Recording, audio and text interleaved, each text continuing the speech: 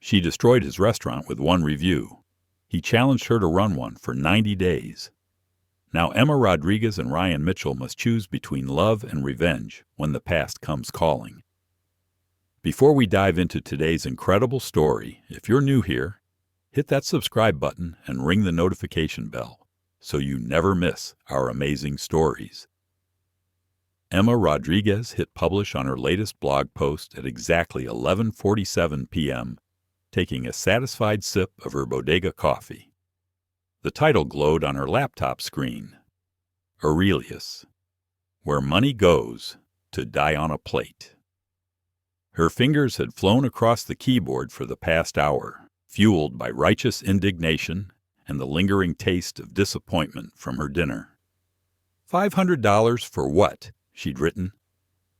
Ryan Mitchell's signature dish, Deconstructed Ocean Symphony, is nothing but expensive cardboard dressed in pretentious foam, served with a side of Emperor's new clothes. 3 microscopic pieces of lobster drowning in truffle bubbles that taste like someone described the ocean to someone who'd never seen water. This isn't cuisine. It's a con job with garnish. Her phone buzzed immediately. Zoe's face appeared on FaceTime, eyes wide with glee. Emma, holy shit, you actually posted it. Every word, Emma grinned, stretching in her cramped Brooklyn studio apartment. Someone needs to call out these pretentious Manhattan chefs who think adding gold leaf makes burnt fish worth a month's rent. Ryan Mitchell, though? The guy has 3 Michelin stars and his own Netflix show. Had 3 stars, Emma corrected. Let's see how long they last when people realize the Emperor's wearing no apron. By morning, her review had exploded. 50,000 shares, 200,000 likes. Expensive cardboard trending #1 on Twitter. Food Network, BuzzFeed, and even the New York Times food section had picked it up. Emma watched the numbers climb from her day job at a Brooklyn coffee shop, sneaking glances at her phone between lattes. You're famous. Her manager Tony laughed, showing her a meme someone made of her review with Gordon Ramsay's face. But also maybe unemployed if Mitchell sues you. Let him try. Emma wiped down the espresso machine. Truth is the best defense. The Brooklyn Food Festival was in full swing by 7 p.m. Emma manned her blog's small booth, signing copies of her self-published Real Food for Real People cookbook. The autumn air was thick with the smell of authentic tacos, wood-fired pizza, and craft beer. Everything Aurelius pretended to be above. Next, she called, not looking up as another shadow fell across her table. I'll take an apology. Extra sincere. Hold the sarcasm. Emma's head snapped up.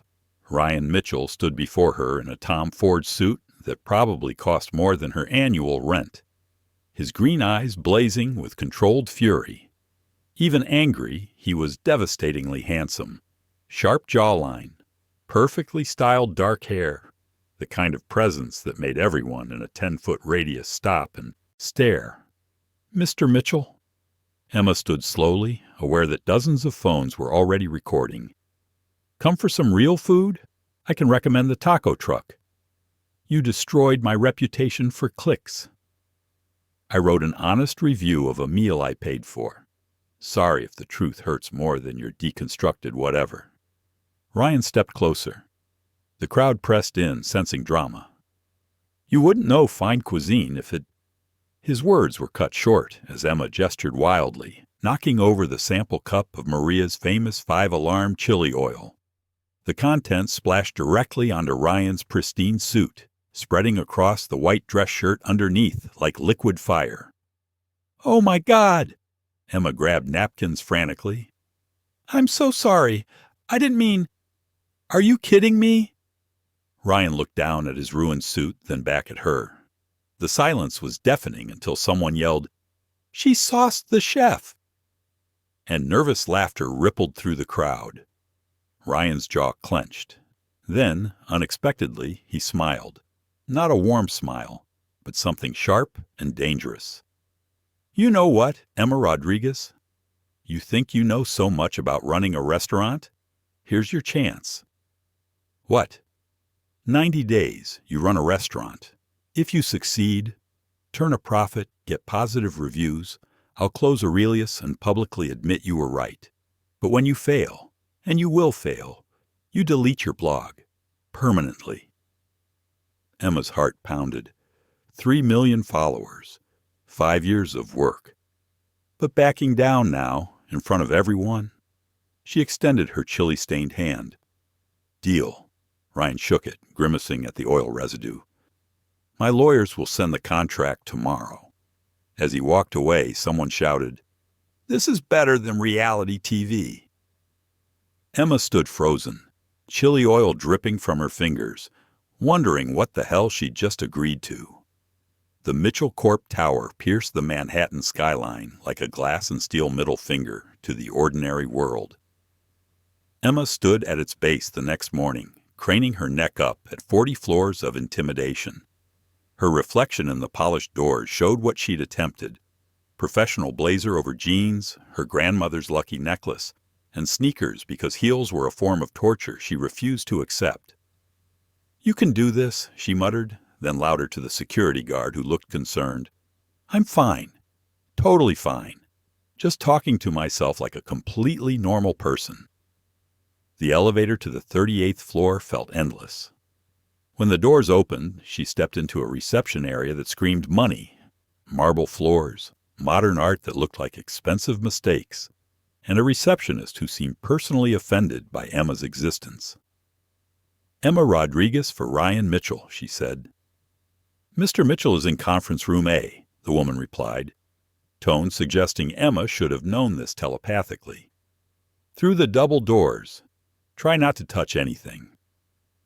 The conference room held Ryan, looking unfairly good in a navy suit, plus 3 lawyers and, Emma's stomach dropped, Victoria.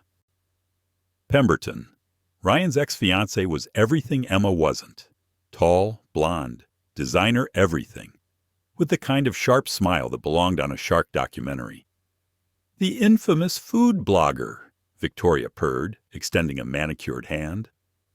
"I'm Victoria, Pemberton Restaurant Group. I own Celestial, Monarch, and Azure." "Cool. I own a MetroCard and half a couch," Emma replied, ignoring the hand to grab a chair. Ryan's mouth twitched. Amusement or annoyance, she couldn't tell. "Let's begin. The terms are simple. You'll run Phoenix, my Soho property that closed 6 months ago. 90 days to turn a profit." "Budget?" Emma asked. $50,000 for renovations and startup. You cover food costs from revenue." "Staff?" "You hire them. Though I insist my sous chef Marcus oversees kitchen safety, liability reasons." Emma scanned the contract. "Wait, this says I have to live above the restaurant?" "The apartment's included. Unless you prefer commuting from Brooklyn at 4 a.m. for prep." Victoria laughed. "This is adorable, Ryan. Like watching someone volunteer for their own execution." "I haven't agreed yet," Emma shot back. "What's your stake in this, anyway?" "Entertainment value," Victoria smiled. "Plus, when you fail, I'm buying Phoenix from Ryan. Prime real estate." Emma felt the trap closing, but couldn't back down. Not with 3 million followers watching, not with her pride on the line. She signed with flourish. "Hope you like disappointment, Victoria." An hour later, Ryan led her through Soho to Phoenix. The restaurant was a disaster. Dust-covered tables, cobwebbed corners, a kitchen that looked like it hadn't seen action since the Obama administration. "It's—" Emma searched for words. "Abandoned? Pathetic? Impossible," Ryan suggested. "Perfect," she lied, running her finger along a grimy counter. "Like a culinary blank canvas. The apartment's upstairs." He led her up narrow stairs to a studio that was somehow worse than the restaurant. Water stains, suspicious smells, one window facing a brick wall. "The previous chef lived here," Ryan explained. "He had a breakdown. Started seeing ghost critics." "Comforting." Emma tested a light switch. "Nothing." "Electric work." "That's your problem now." They stood awkwardly in the dim space. Downstairs, something crashed. Probably the ceiling giving up. "Why did Phoenix really close?" Emma asked. Ryan's expression shifted, almost vulnerable. "My father's decision. Said it wasn't profitable enough. I fought him, but—" He shrugged. "William Mitchell doesn't lose arguments." "Must be genetic," Emma muttered. "Look," Ryan stepped closer, and Emma caught his cologne, something expensive and annoyingly attractive. "I know you think I'm some pretentious ass." "Your words, not mine. I would have said pompous. But Phoenix meant something to me. It was my first solo project. If you're going to fail, at least, try not to destroy what's left." The unexpected honesty caught her, off guard. "I won't fail." "Everyone fails, Emma. The question is how gracefully you accept it." After he left, Emma stood alone in the ruins of Phoenix, reality crashing down. No electricity, no staff, no clue how to run a restaurant.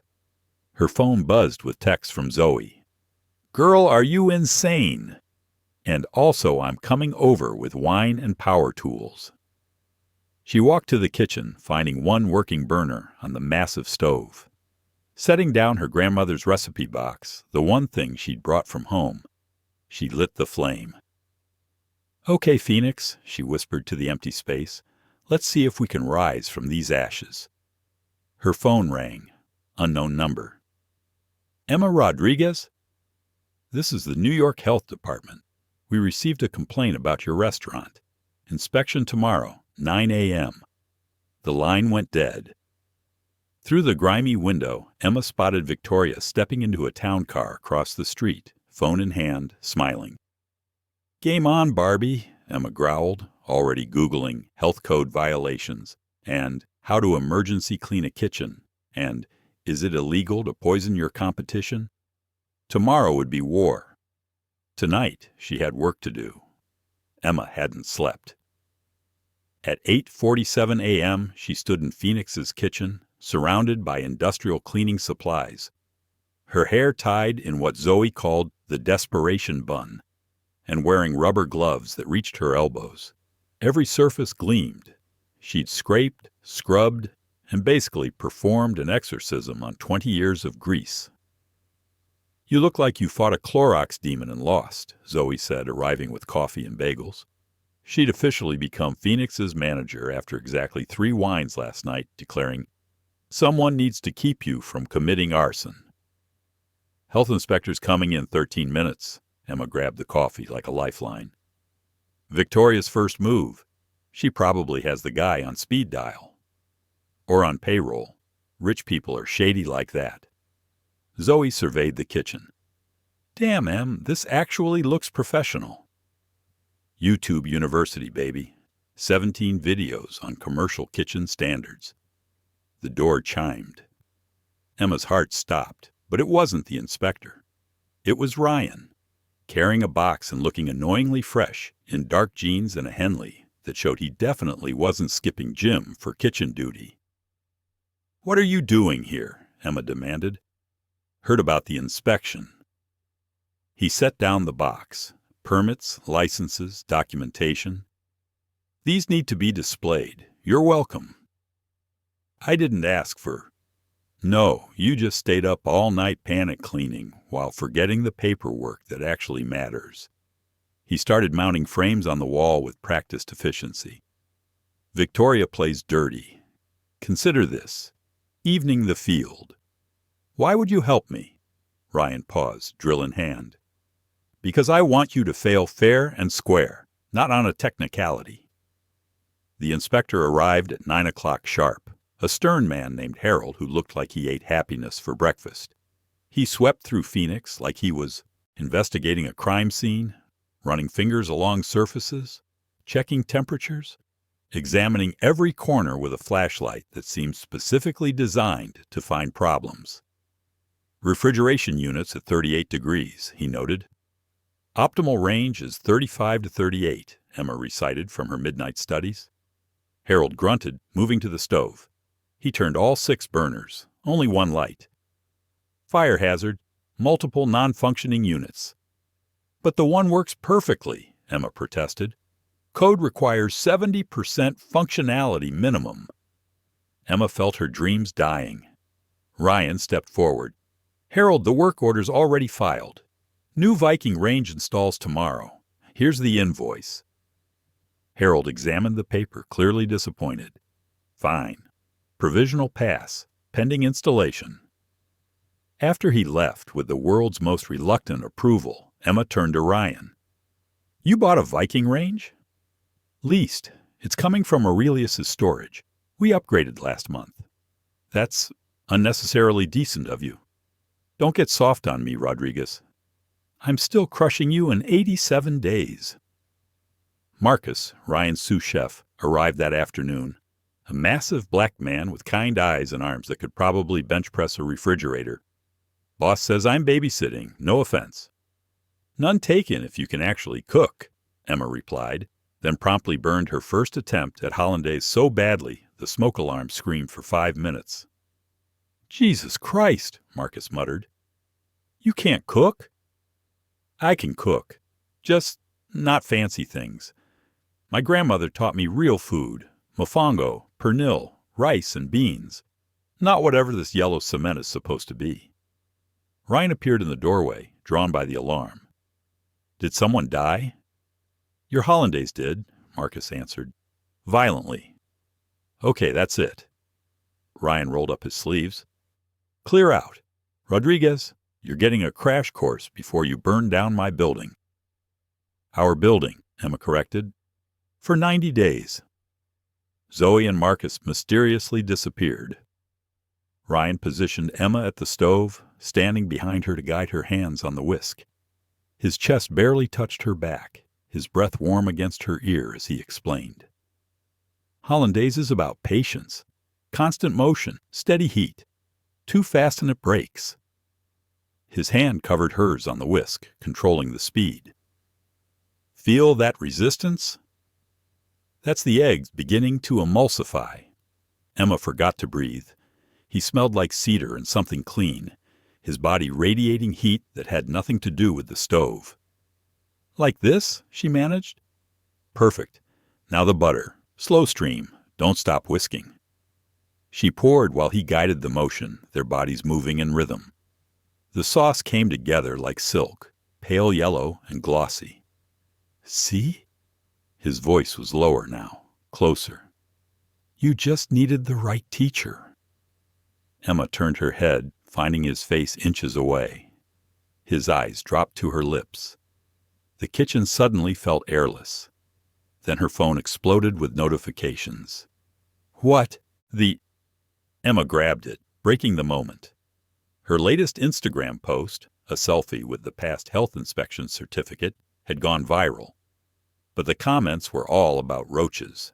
Photos of Phoenix's kitchen, crawling with insects. Except... These aren't even our tiles, she showed Ryan. This is Photoshop.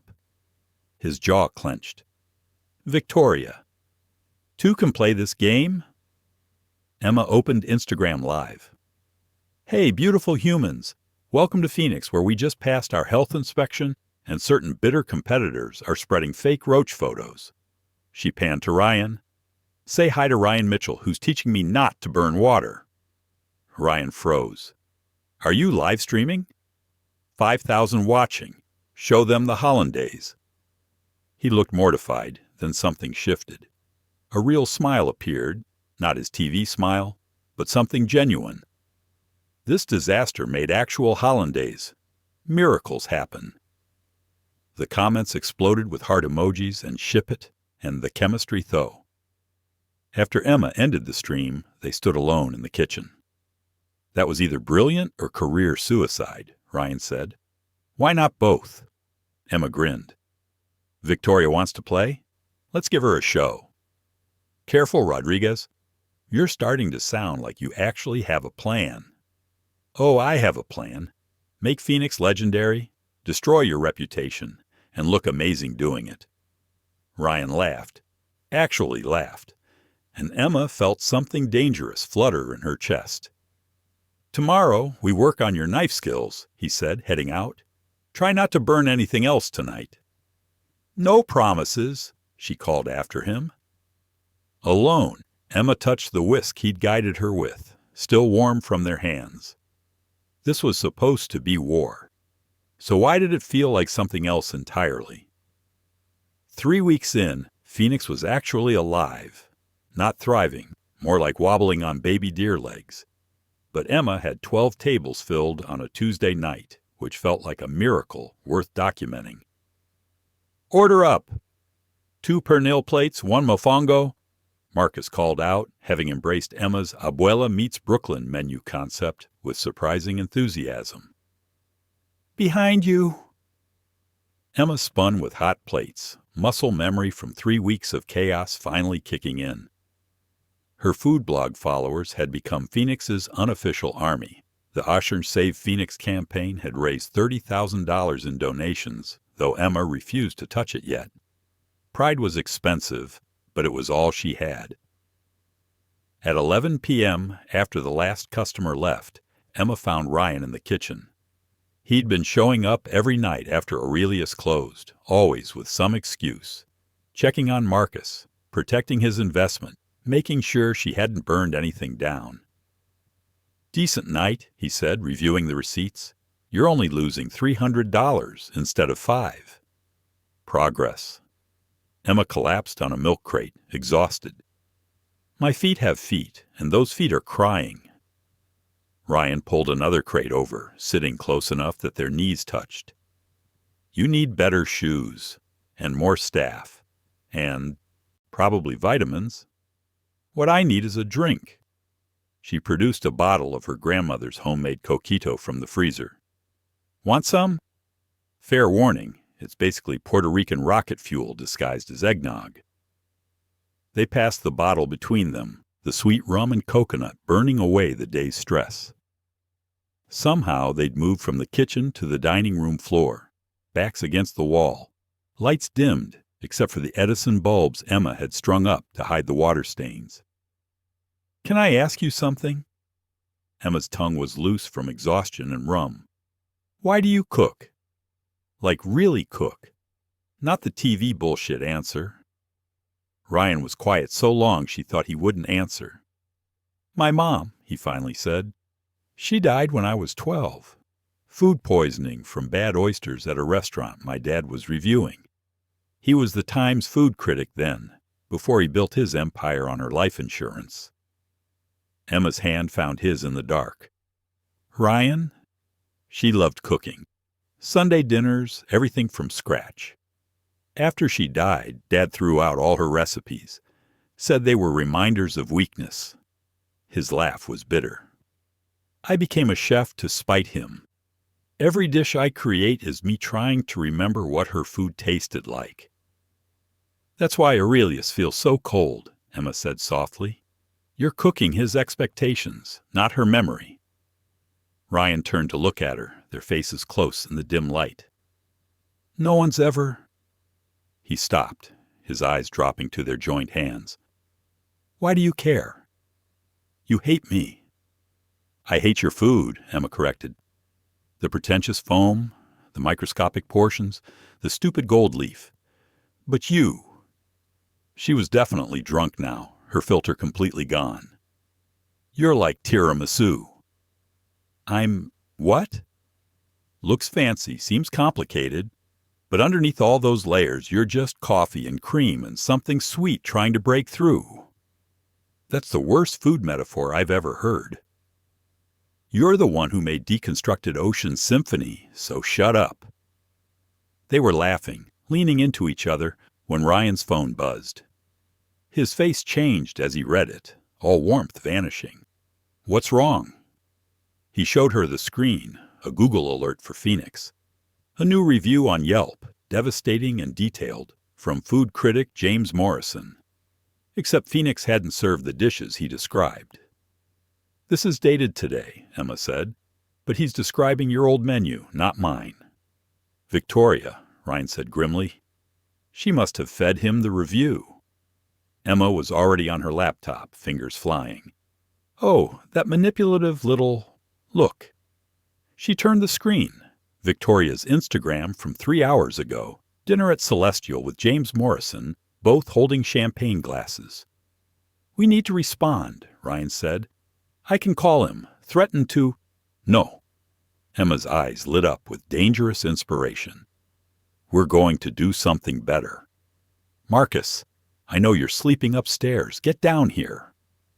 It's midnight, Marcus's voice boomed from above. Emergency. 20 minutes later, Marcus stood in the kitchen looking murderous in SpongeBob pajama pants. This better be good. We're doing a midnight pop-up, Emma announced. Free food for anyone who shows up in the next 2 hours. Live streamed on my blog.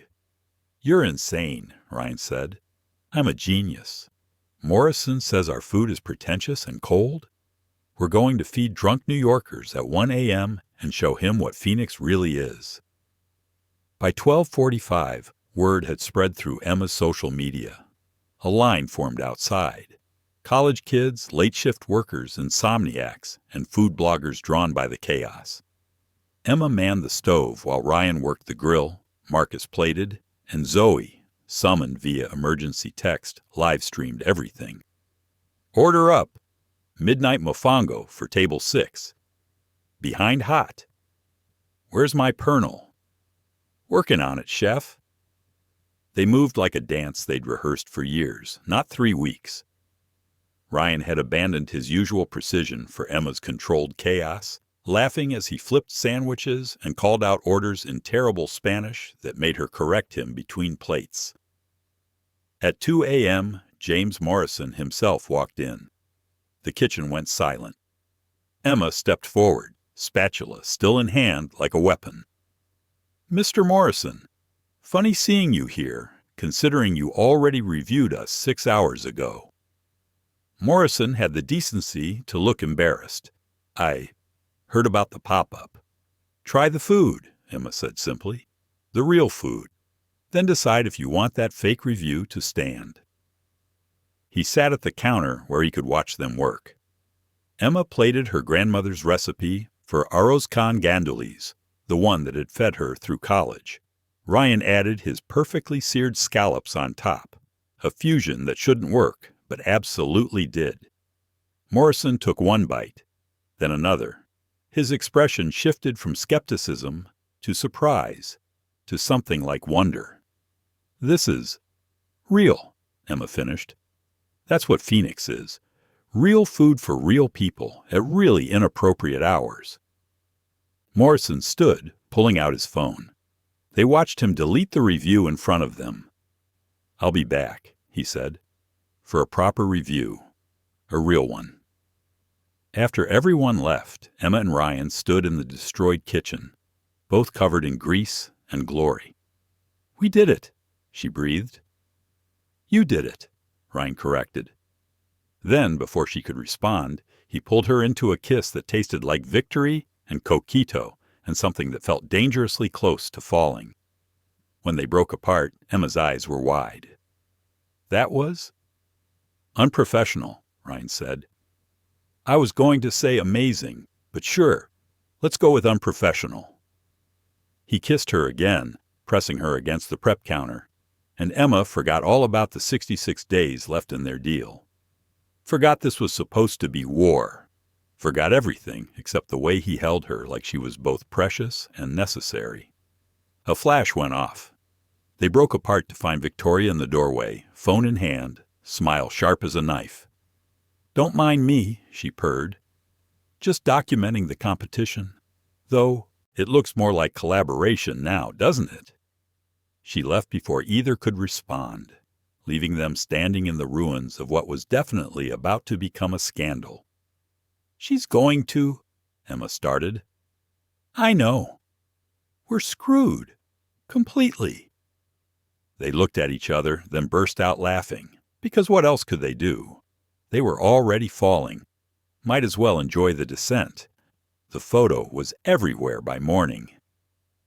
Food fight turns food romance, screamed the New York Post. TMZ ran it with Chef Wars Get Steamy. Emma's Instagram exploded. 2 million new followers overnight. Her comments a battlefield between shippers and skeptics. "We're trending," Zoe announced, barging into Emma's apartment above Phoenix at 7 a.m. "Also, Ryan's outside with coffee and what looks like regret face." Emma groaned from under her pillow. "Tell him I died." "Tell him yourself." Zoe yanked the covers off. "You've got bigger problems. Look." She showed Emma her phone, a text from her father she'd missed at 3 a.m. "Saw the news. We need to talk. Miguel." Emma's blood ran cold. Her father, who she hadn't spoken to in 3 years. Her father, whose restaurant William Mitchell had destroyed when she was 15. Her father, who didn't know she was currently kissing the enemy's son. "Em?" Ryan's voice came from the doorway. Zoe had let him in, the traitor. "We should discuss damage control." He looked unfairly good for someone who'd probably slept as little as she had. Dark jeans, gray Henley, and carrying coffee that smelled like redemption. "Damage control." Emma sat up, very aware she was wearing an old Knicks t-shirt and shorts that said, "Bite me across the butt." "Your ex-girlfriend just torpedoed us both." Actually, Ryan sat on her bed like it was normal, like they hadn't been consuming each other's faces 12 hours ago. "The publicity might help Phoenix. Reservations are up 300%. What about Aurelius? My father called 17 times. His smile was grim. "I didn't answer." Zoe cleared her throat. "I'll just go manage things downstairs, where there's actual work, and clothes, and boundaries." After she left, the silence stretched until Emma couldn't stand it. "Last night was—" "A mistake?" Ryan's voice was carefully neutral. "I was going to say unexpected." "Emma." He moved closer, and her traitorous body responded immediately. "What are we doing?" "Apparently making New York's favorite new scandal." She tried for light, but her voice cracked. "Ryan, in 63 days, this ends. You know that, right? What if it doesn't have to?" Before she could respond, her phone rang. Unknown Chicago number. "Emma Rodriguez?" The voice was crisp, authoritative, terrifyingly familiar even after 20 years. "Mr. Mitchell?" "William Mitchell. I understand you're involved with my son." Emma's eyes met Ryan's. He could hear his father's voice, his face darkening. "We're business associates," Emma managed. "Don't insult my intelligence. I've seen the photos. I'm flying in tonight.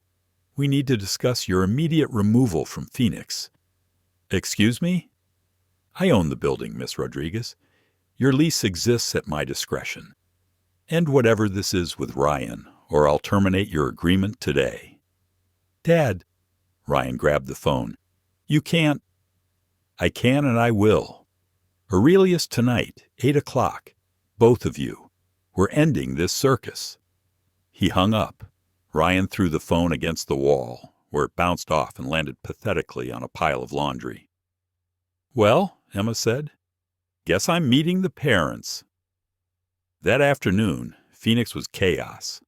Every table full, wait time stretching 2 hours, and Emma's colorful past had become everyone's favorite topic. She was plating orders when a familiar voice made her freeze. "Emma?" Miguel Rodriguez stood in the kitchen doorway. Older, grayer, but still carrying himself with the dignity of a man who'd once run Miami's hottest restaurant before William Mitchell's review destroyed it. "Papa." The word came out strangled. Marcus looked between them. "Should I give you a minute?" "No." Emma returned to plating, hands shaking. "He was just leaving." "I saw the news. You're involved with Mitchell's son? It's business." "It looked like more than business, mija." Emma slammed a plate down.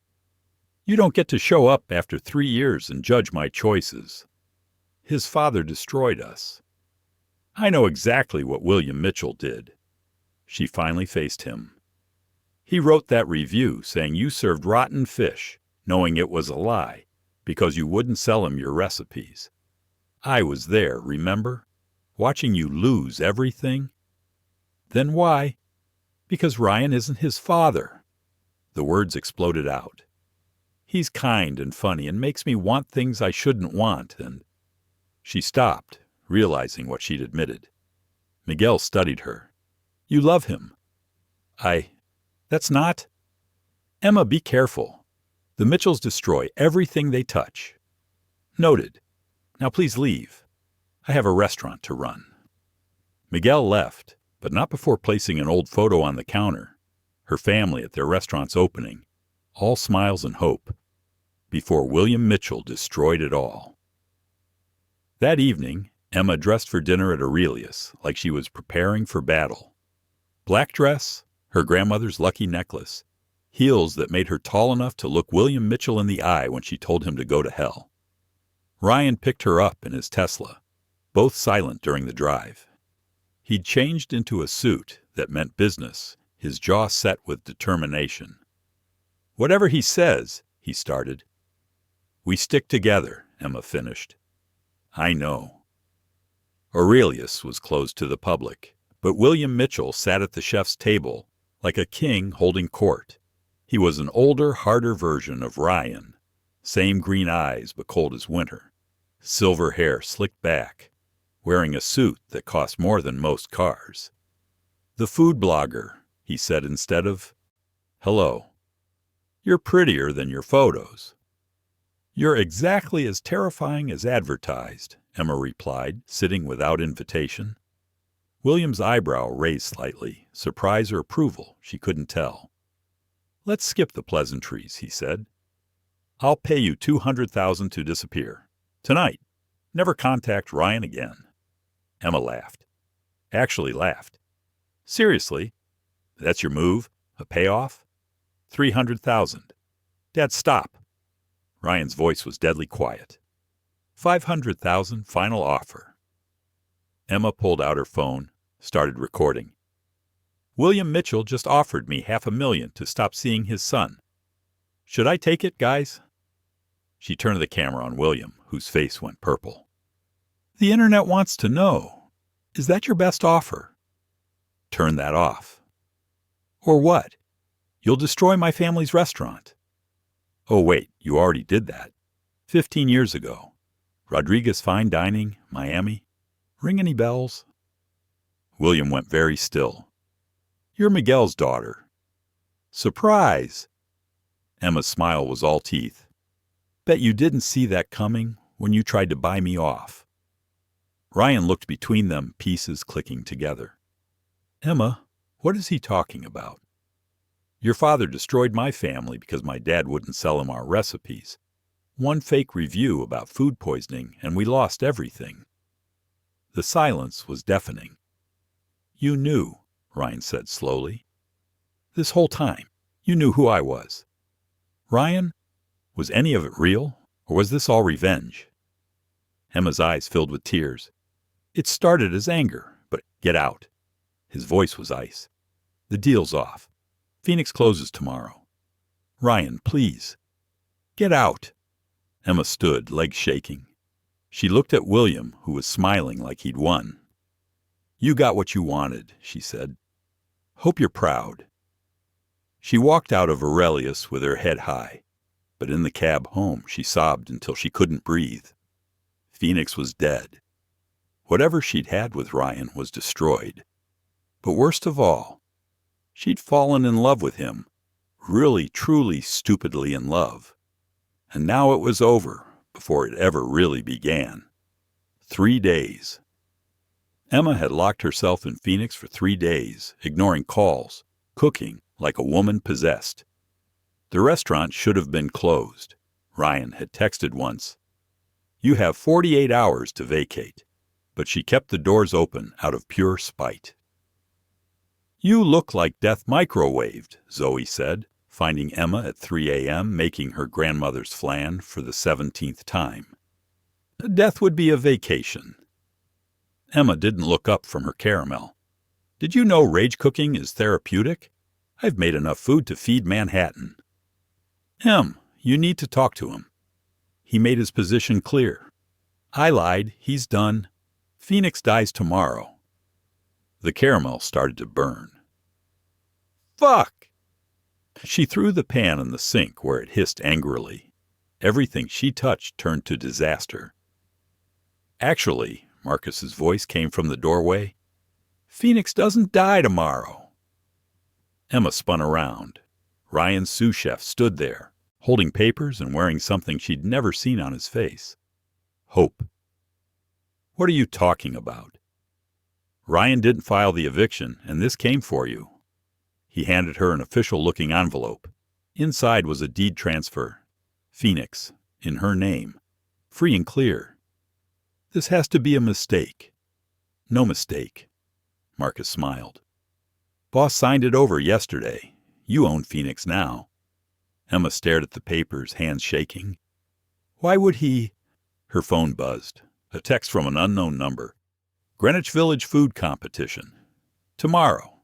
Couples category. We're entered. Don't make me do this alone. R." "That absolute asshole," Emma breathed. "You going?" Zoe asked. "I should burn the papers and mail him the ashes." "But you're going." "I need to wash my hair first." The Greenwich Village food competition was the city's biggest annual food event. Celebrities, Food Network judges, and this year, apparently, New York's most controversial maybe couple. Emma arrived to find Ryan already at their station, wearing jeans and the Harvard t-shirt she'd made fun of once. He looked tired, gorgeous, and absolutely determined not to make eye contact. "You came," he said to the cutting board. "You gave me a restaurant." She started unpacking ingredients. "Seemed rude not to show." "About that." "Couples to your stations." The announcer's voice boomed. "Today's challenge: create a dish that represents your relationship. You have 90 minutes. Emma laughed bitterly. "Our relationship? So we're making disaster flambe." "I was thinking something that starts bitter but ends sweet," Ryan said quietly. They worked in tense silence for exactly 3 minutes before muscle memory took over. Emma reached for salt. He handed it before she asked. He needed the mandolin. She'd already set it up.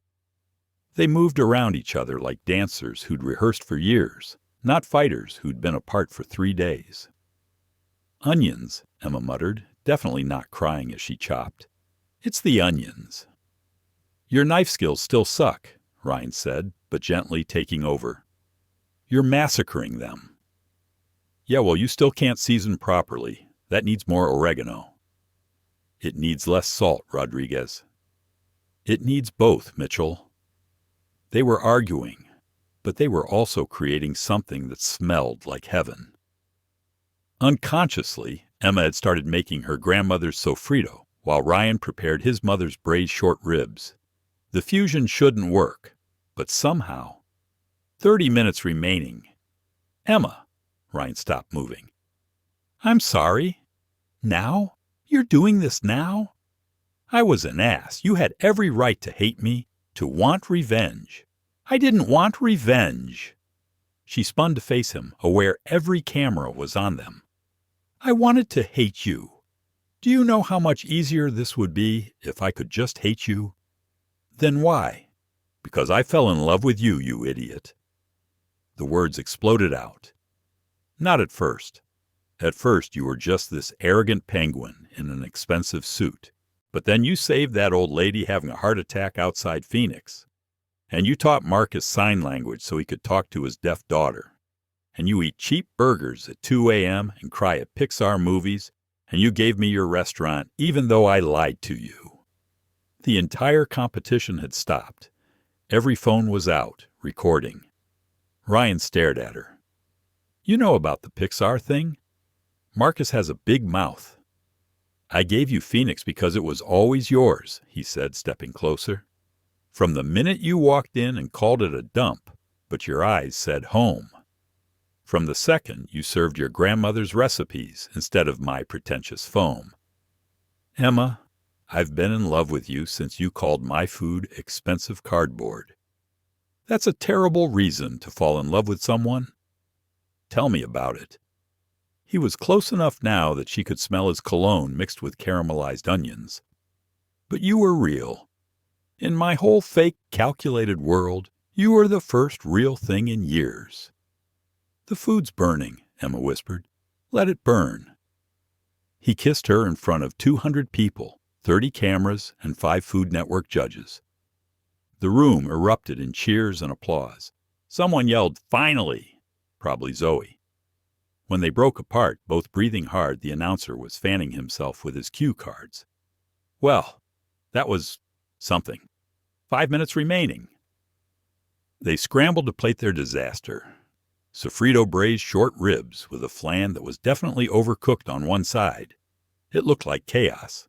It probably tasted like confusion. The judges approached their station. Jonathan Giles, the head judge, took a bite. His expression was unreadable. This is... He paused dramatically because Food Network loved their drama. The most honest dish I've ever tasted. It's messy, it's imperfect, but the flavors, they tell a story. 2 different worlds colliding and somehow creating something better. They didn't win. They came in third, beaten by a couple who'd been married 30 years and made perfect risotto. But standing there with Ryan's arm around her waist, Emma realized she'd won something better. Phoenix was hers. The man she loved was hers. And tomorrow... Oh, shit, she said. Your father's going to murder us. Actually, Ryan grinned, he's about to have bigger problems. He showed her his phone. While they'd been competing, the New York Times had published an expose. William Mitchell, Decades of Destroyed Dreams.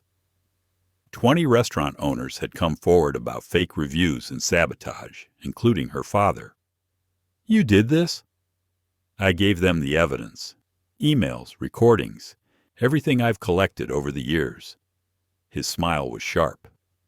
Told you I'd choose you over him. Emma kissed him again, tasting victory and vindication and a future that suddenly seemed possible.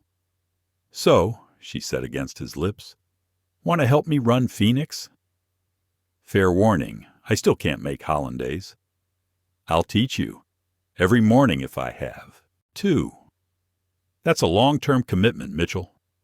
I'm counting on it, Rodriguez. Behind them, someone had started a slow clap, then another. Soon the entire room was applauding, not for the competition, but for 2 idiots who'd found love in the last place they'd expected. We should probably finish plating, Emma said. We should probably get married, Ryan countered. Let's start with the plating and see how it goes. But she was smiling, and he was smiling, and their food was still burning, and everything was perfectly, chaotically, wonderfully right. The celebration lasted exactly 14 hours. Emma woke up in Ryan's Tribeca apartment, wrapped in Egyptian cotton sheets and his Harvard t-shirt, feeling like everything might actually work out. Ryan was in the kitchen making coffee, humming off-key to Taylor Swift, which he was definitely going to mock him about forever. Morning, sunshine, he said, kissing her temple. I made breakfast. You made egg whites and sadness, Emma corrected, eyeing the plates. Where's the bacon? The joy? The will to live? You're nutritionally tragic, Rodriguez. You're emotionally repressed through food, Mitchell. They were mid-argument about whether pancakes needed chocolate chips. Emma said yes. Ryan said that was dessert, when his doorbell rang insistently. Victoria Pemberton stood there in full dramatic glory, red dress, divorce lawyer flanking her, and a smile that could freeze hell. Ryan, darling, we need to talk. We really don't. Ryan started closing the door. Victoria's manicured hand stopped it. Oh, but we do, especially about Emma. Or should I say, Isabella Rodriguez. Emma's blood turned to ice. What? Oh, she didn't tell you? Victoria stepped inside uninvited, her lawyer following. Your little girlfriend isn't just Miguel's daughter. She's the one who's been feeding insider information to the Times for months. Every dirty secret about Mitchell restaurants. That's insane, Emma said, but her voice shook. Victoria produced an iPad showing email screenshots. Emma's old email address from college, irodriguez2015 @gmail, sending documents to the Times reporter. Dates, details, even photos from inside Aurelius. I didn't. These are fake. Are they? Victoria's smile widened. The metadata says otherwise. And this one, sent 2 hours before our food competition yesterday. Almost like someone knew exactly when to publish that article about William. Ryan was reading, his face growing colder with each swipe. These emails have details only someone close to me would know. Ryan, I swear. Like how my mother's death certificate was falsified. How my father paid off the health inspector. His voice was deadly quiet. I only told one person those things. You told me 3 days ago. These emails are from months ago. Actually, Victoria's lawyer spoke up, IP addresses show they were sent from Phoenix's BUIFI network. Emma felt the trap closing. Victoria had played this perfectly, taken real information, created fake emails, made it all look legitimate. Ryan, please, think. Why would I leak information while trying to save Phoenix? To get close to me, he said slowly, like he was figuring it out in real time. To get more information. My God, you played me completely. That's not... Get out. Ryan, get out. He threw the iPad against the wall where it shattered. Phoenix closes today. For real this time. I'm calling my lawyers. You gave me Phoenix? It's legally mine. And I'll bury you in litigation until you can't afford water to boil. His face was stone. You wanted to destroy the Mitchells? Congratulations. You destroyed me. Emma tried once more. Ryan, I love you. Stop lying. His voice cracked slightly. Just stop. Victoria's smile was victorious. I'll see myself out. Ryan, call me when you're ready to discuss us. Emma ran, literally ran out of the apartment, down 20 flights of stairs because the elevator felt too slow, into the New York morning where she could sob without witnesses. At Phoenix, she found Marcus and Zoe already there, faces grim. We saw the news, Zoe said. Emma looked at her phone. Food blogger exposed as corporate spy was trending. The emails were everywhere. Her Instagram was hemorrhaging followers, down to 2 million and dropping. It's not true, Emma said desperately. We know, Marcus said firmly. But Ryan believes it. Emma collapsed into a chair. Victoria won. Her phone rang. Her father. Mia, I saw the news. It's fake, Papa. All of it. I know that. You're many things, but not a liar. Miguel paused. I have something that might help. Check your email. Emma opened it to find a video file. Security footage from 3 months ago, Victoria at a computer in what looked like an internet cafe, typing on multiple screens. How did you... I've been investigating the Mitchells for years, collecting evidence. She's been in that cafe every week, always the same computer. The owner owed me a favor. Papa, this could prove everything. Then use it. But Mia, be careful. Cornered animals are dangerous. Emma was about to respond when the front door chimed.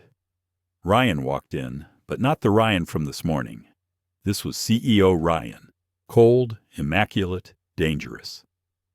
You have 1 hour to clear out, he said. Ryan, wait. Emma pulled up the video on her phone. Look at this. More lies? It's Victoria. She's... He knocked the phone from her hand. It shattered on the floor. I don't want to hear it. 1 hour or I call the police. You're making a mistake. My only mistake was trusting you. He turned to leave, then stopped. I actually thought we had something real. God, I'm an idiot. Ryan, please. But he was gone.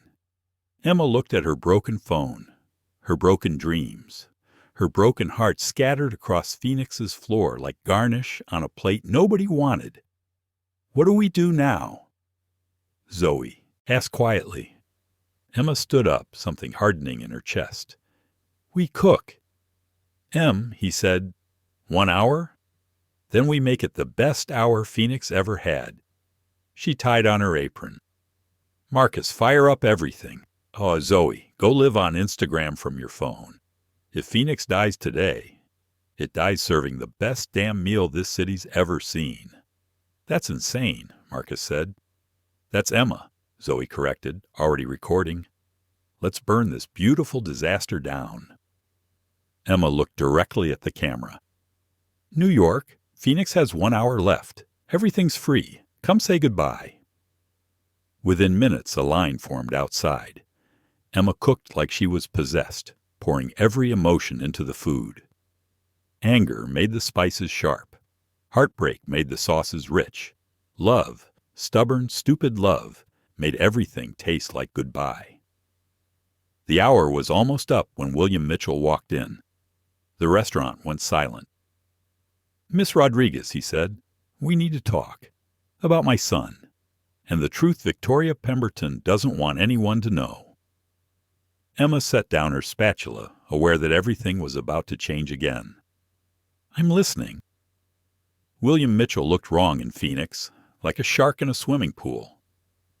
He sat at the counter while the restaurant held its breath, everyone filming what felt like history.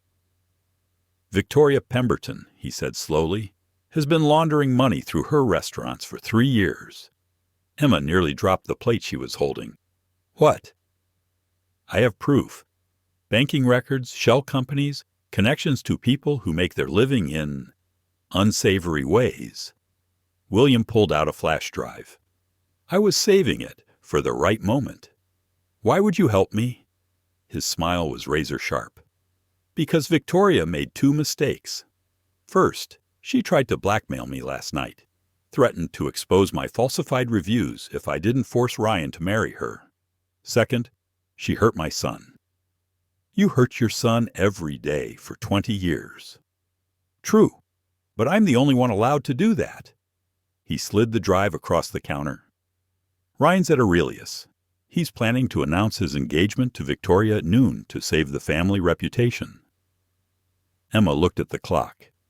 11:15 a.m. Why should I trust you? You shouldn't, but you love him, which makes you useful. William stood. 45 minutes, Miss Rodriguez. Whatever you're going to do, do it now. After he left, Emma stared at the drive.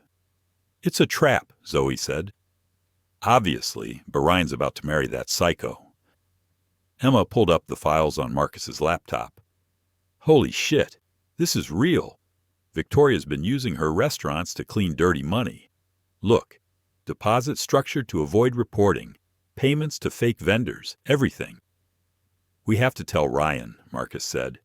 He won't see me, won't take my calls. Then we make him see. Zoe grabbed her camera. Marcus, can you drive? Bring everything, the files, the security footage your dad sent. We're crashing an engagement party. They ran through Manhattan like maniacs, Marcus's truck running 2 red lights, while Emma tried desperately to recover the security footage from her shattered phone, using Zoe's hotspot and prayer.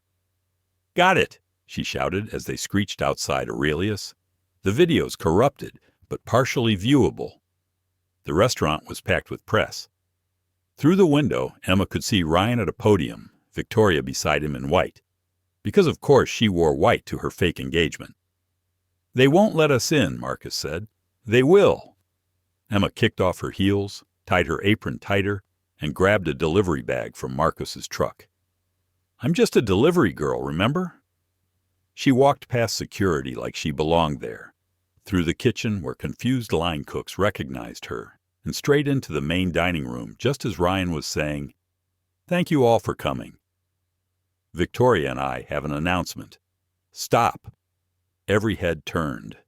Emma stood there in her Phoenix apron, hair wild, holding a laptop like a weapon.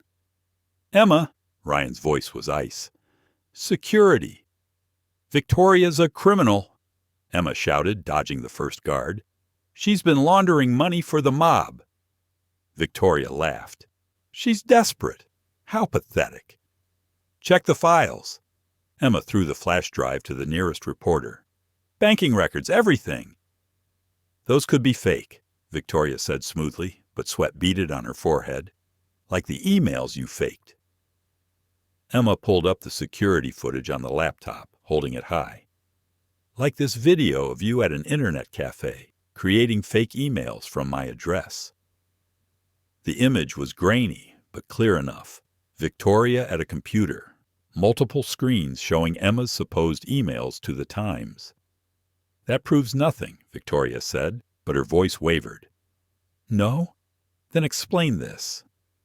Emma connected to the restaurant's speakers, her phone finally cooperating. An audio file played. Victoria's voice recorded without her knowledge. Ryan's so easy to manipulate. Give him a sob story about Emma betraying him, and he'll come running back. Men are idiots when they're heartbroken. The room exploded. Reporters shouting questions, cameras flashing. Victoria tried to run but found FBI agents at the door, because apparently William Mitchell had called them 20 minutes ago. Victoria Pemberton, the lead agent announced, you're under arrest for money laundering, fraud, and conspiracy. As they led her away, she screamed at Ryan, She's nobody, a food blogger. I'm offering you an empire. She's everything, Ryan said quietly, then louder. Emma Rodriguez is everything. He walked through the chaos to where Emma stood, still holding the laptop, still wearing her apron, still looking like she'd fight the world for him. You came, he said. You were being an idiot. Someone had to stop you. I'm sorry. God, Emma, I'm so sorry. When I saw those emails, you believed her over me. I was scared. The admission came out raw. I was terrified that the one real thing in my life was fake, that I was my father's son, too broken to be loved honestly. You are your father's son, Emma said. Stubborn, difficult, emotionally constipated. But you're also your mother's. Kind, passionate, worth fighting for. Even when you're being spectacularly stupid. I love you, he said. I know I have no right to say that after... Emma kissed him, shutting him up, not caring that every camera in New York was recording. I love you too, you impossible penguin. Penguin? You've been demoted from tiramisu after this stunt. William Mitchell's voice cut through the moment. If you're done with the reunion, perhaps we should discuss the future. He stood near the podium, looking oddly satisfied. The Times article destroyed my reputation, he continued. I'm stepping down from Mitchell Enterprises. Ryan, it's yours now, all of it. Ryan stared at his father.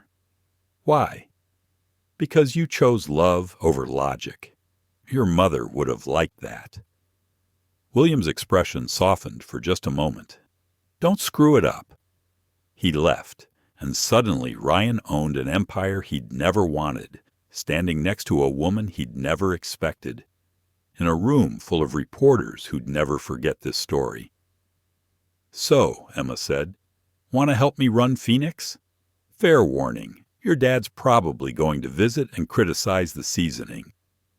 Only if you help me fix Aurelius. Make it somewhere my mom would have actually wanted to eat. Deal, but I'm adding my grandmother's recipes to the menu. Our menu, Ryan corrected. Partners? Partners. They shook hands formally, then he pulled her close and whispered, Marry me. We've known each other 2 months.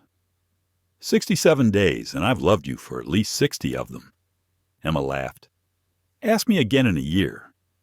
I'm asking you now. Then yes, but I'm keeping Phoenix's name. Deal, but I'm teaching you proper knife skills. Deal, but we're serving affordable food. Deal, but with quality ingredients.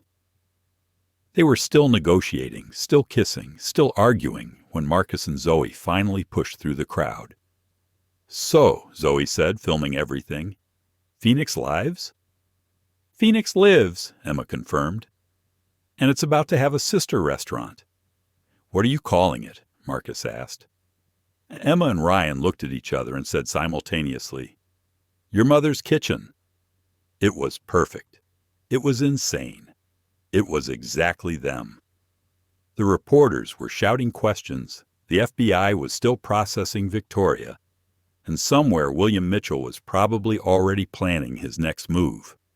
But in that moment, Emma Rodriguez and Ryan Mitchell stood in the ruins of their war and chose peace, chose each other, chose to build something better from the ashes.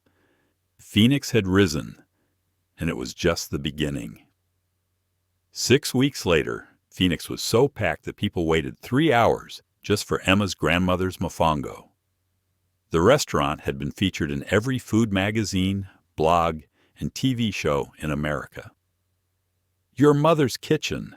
Their second location was opening tomorrow, and tonight was the preview for critics, family, and friends. Emma stood in Phoenix Kitchen at 4 p.m. supervising both locations through FaceTime, while Ryan handled last-minute details at the new spot. "The hollandaise is breaking." Jenny, their new sous chef, panicked. "Add cold water, whisk harder, and stop being scared of it," Emma called back, while simultaneously texting Ryan. "Your dad just walked into Phoenix wearing jeans. Jeans! I think he's having a midlife crisis." Ryan texted back. "He's been weird since the divorce. Yesterday he asked me about therapy."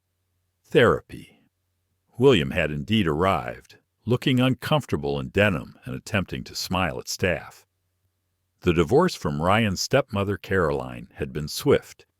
She'd apparently been having an affair with her tennis instructor for 5 years. "Miss Rodriguez," William said formally. "The restaurant looks vibrant." "It's Emma. You're going to be my father-in-law, remember?" He actually flinched.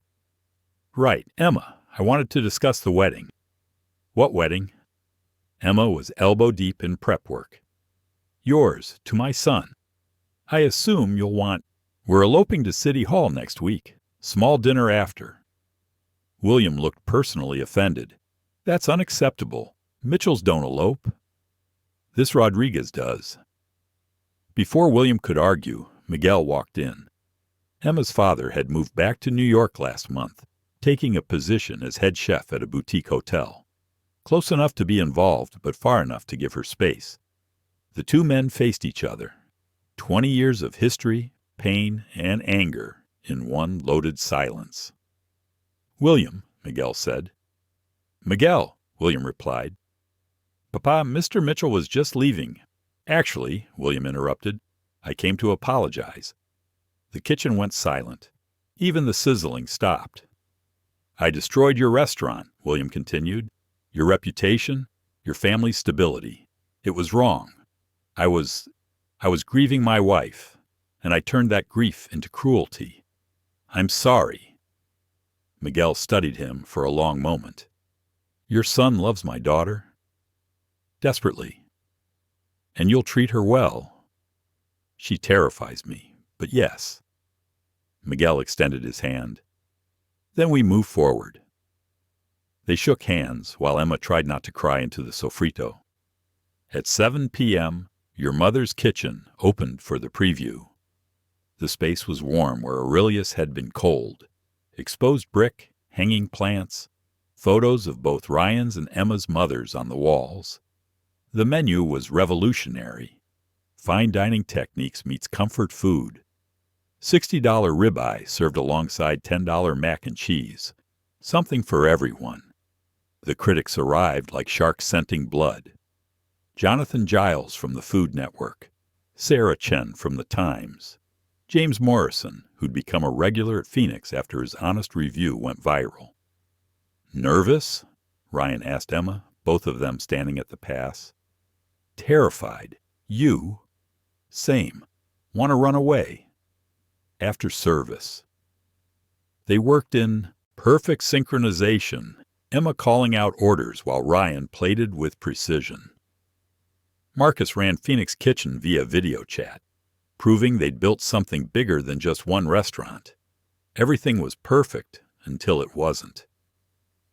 At 8:30, right as the main courses were going out, the lights went out.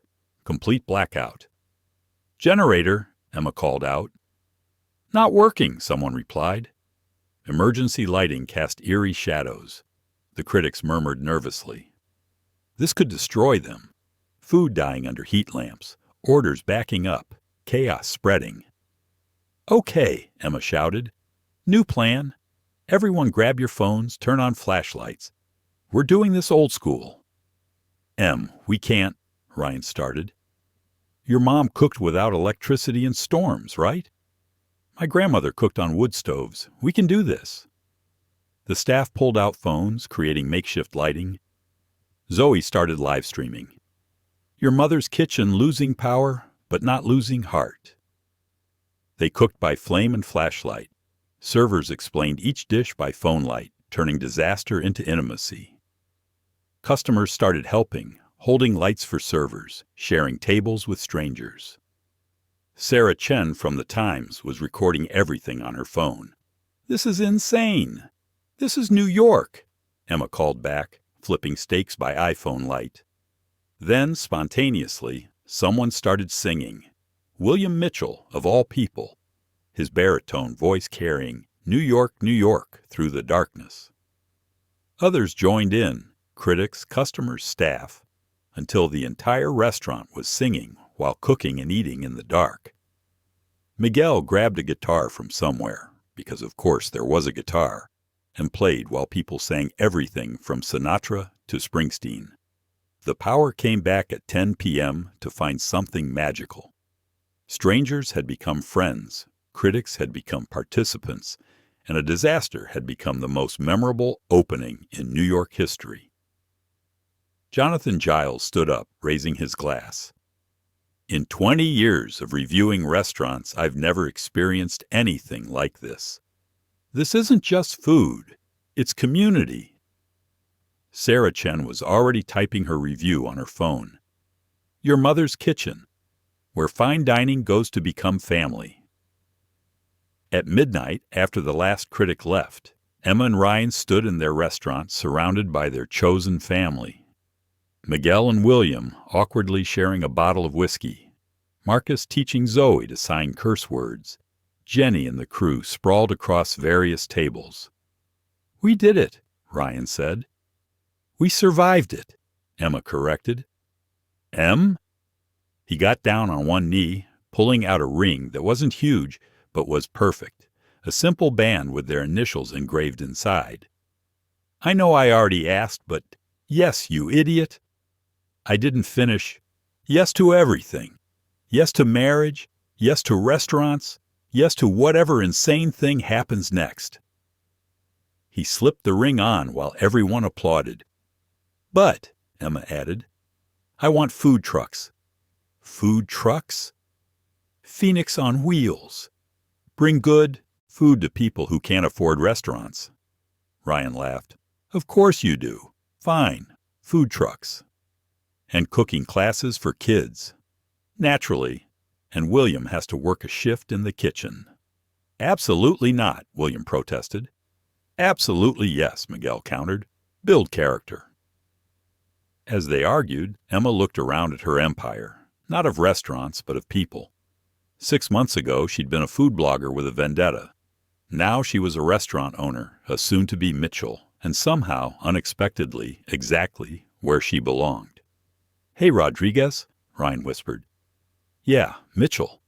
We're getting married tomorrow." "Tomorrow's Tuesday. We have service. Marcus can handle it." "I heard that," Marcus yelled. "And yes, I can." Emma kissed Ryan while their family cheered. The lights flickered, because nothing was ever perfect, and somewhere in the kitchen, tomorrow's bread was already rising. The review would come out in 3 days. Sarah Chen would call them revolutionary. Jonathan Giles would say they'd redefined American dining. James Morrison would simply write, "This is what love tastes like." But tonight, They were just Emma and Ryan, surrounded by family, covered in kitchen grease, and completely, perfectly, chaotically home. 1 year later, Emma stood in the kitchen of Phoenix's third location, this one in Brooklyn, right next to her grandmother's old bakery, wearing a chef's coat that barely fit over her 8-month pregnant belly. The Food Network cameras were rolling for their documentary, From Enemies to Empire, The Phoenix Story. "You shouldn't be on your feet," Ryan said for the 100th time that day, trying to guide her to a chair. "You shouldn't have married someone who doesn't listen," Emma shot back, continuing to plate. "Besides, Gordon Ramsay's coming for dinner tonight. I'm not missing that." Their empire had exploded. Phoenix had 5 locations. Your Mother's Kitchen had 3. The food trucks served 5,000 free meals a week in underserved neighborhoods.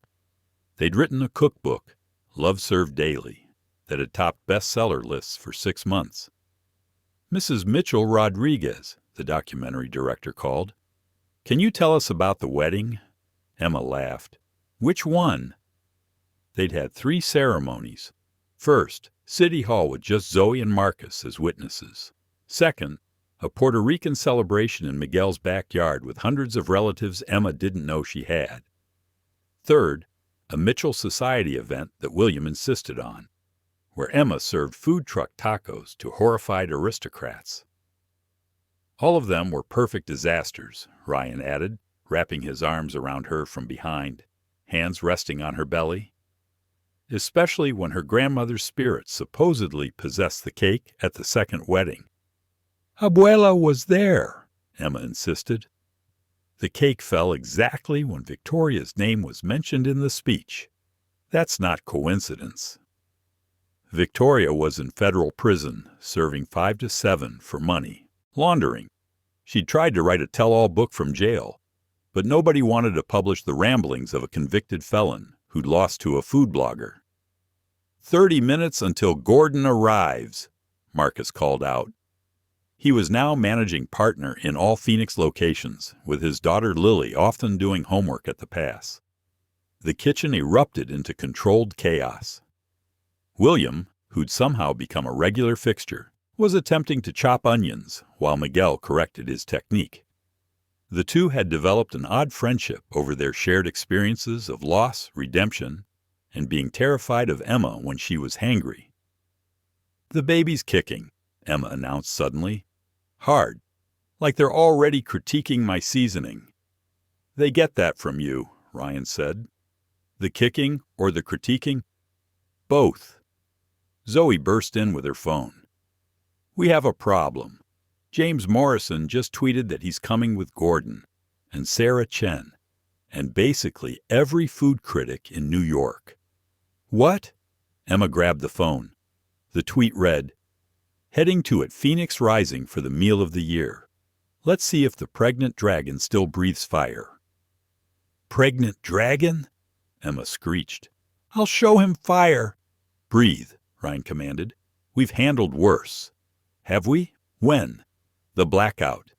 The FBI raid. That time you accidentally served salmonella. That was 1 undercooked chicken breast and nobody actually got sick." "My point is," Ryan said, spinning her to face him, "we've survived everything. We can survive this." Emma looked around the kitchen at their team, their family. Jenny was already adjusting the menu. Marcus had pulled out the reserve ingredients. Zoe was setting up for live streaming. Miguel and William were, surprisingly, working in perfect sync at the prep station. "Okay," she said, "let's cook." The next 2 hours were a blur. Emma conducted the kitchen like a symphony, every station in perfect harmony. Ryan worked the pass with military precision. Even William managed not to destroy anything, though he did mistake salt for sugar once before Miguel caught him. At exactly 8 p.m., Gordon Ramsay walked in. The kitchen fell silent. Even the sizzling seemed to pause. "So," Gordon said, his accent cutting through the tension, "this is the famous Phoenix. Smaller than I expected." "So are you," Emma replied without thinking. Everyone froze. Gordon stared at her for a long moment, then burst out laughing. Brilliant! A chef with actual balls. Let's see if your food matches your mouth. They served him everything. The grandmother's mofongo that started it all. The deconstructed, reconstructed ocean symphony that had become their signature. The fusion dishes that shouldn't work, but did. The simple burger that Ryan insisted on adding, because sometimes people just want normal food done perfectly. Gordon ate in silence while 20 cameras recorded and Emma tried not to have a panic attack. Finally, he stood. The entire restaurant held its breath. The mofongo, he said slowly, is perfect. Absolutely perfect. The kind of dish that makes you call your grandmother and apologize for not visiting enough. Emma started crying. Pregnancy hormones, she'd claim later. The fusion dishes are brave. They could have been disasters, but you found balance. And this burger, he took another bite. This bloody burger is what every pretentious restaurant forgets. That simple food done right is still the hardest thing to achieve. He walked into the kitchen, shook Emma's hand, then Ryan's. You've built something special here. Not just restaurants, a family. Don't lose that when you expand. Expand? Emma asked. Gordon smiled. I'm opening a new restaurant in London. I want you both to consult on the menu. Bring Phoenix to Europe. Emma's water broke. Oh shit, she said, looking down at the puddle. Oh shit, oh shit, oh shit. Is that? Gordon started. The baby's coming, Ryan shouted. Now, William screamed. Babies don't check reservations. Emma grabbed the counter as a contraction hit. Chaos erupted. Ryan tried to pick Emma up, but she swatted him away. Marcus called 911. Zoe kept filming because this is content gold. Miguel and William argued about the fastest route to the hospital. I'm not having this baby in a kitchen, Emma declared, then immediately doubled over. Okay, maybe I am. Gordon Ramsay, the world's most famous chef, found himself holding Emma's hand while she crushed his fingers through contractions. You're doing great, he said, looking terrified. I've pushed out soufflés under pressure. I can push out a baby, Emma shouted. The EMTs arrived just in time. As they loaded Emma onto the stretcher, she grabbed Gordon's arm. The restaurant will be fine, he assured her. I'll finish service myself. You, serving my grandmother's recipes. It would be an honor. 8 hours later. Phoenix Rose Mitchell Rodriguez was born at 6:23 a.m., screaming loud enough to wake the entire maternity ward. 7 pounds, 2 ounces of pure attitude. She's perfect, Ryan whispered, holding his daughter for the first time. She already looks disappointed in the hospital food, Emma noted. Definitely our kid. The room filled with family. William cried openly, claiming it was allergies. Miguel blessed the baby in Spanish, while Zoe live-streamed everything. Marcus brought food from Phoenix because hospital food is a crime. Gordon Ramsay sent a onesie that read, Future Hell's Kitchen Champion. Sarah Chen's review came out that morning. Phoenix Rising isn't just about food. It's about what happens when two people who should be enemies choose love instead. 5 stars isn't enough. 6 months later, Emma stood in their London location, Phoenix International, while baby Phoenix slept in a carrier strapped to Ryan's chest. They'd opened to lines around the block, serving mofongo to British aristocrats and teaching them that spice wasn't actually illegal. Ready for tonight? Ryan asked. Tonight was their cookbook launch, but more importantly, it was their anniversary.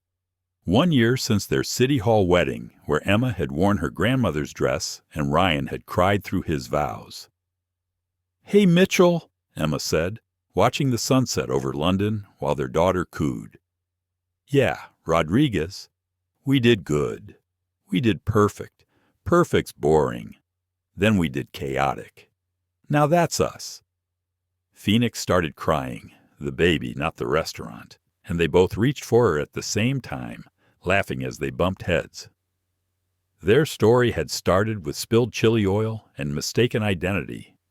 It had survived lies, betrayal, and Gordon Ramsay. They'd built an empire on recipes and rage, turned enemies into family, and somehow created a love story that no one could have predicted. "So," Emma said, bouncing their daughter, "ready for the next adventure?"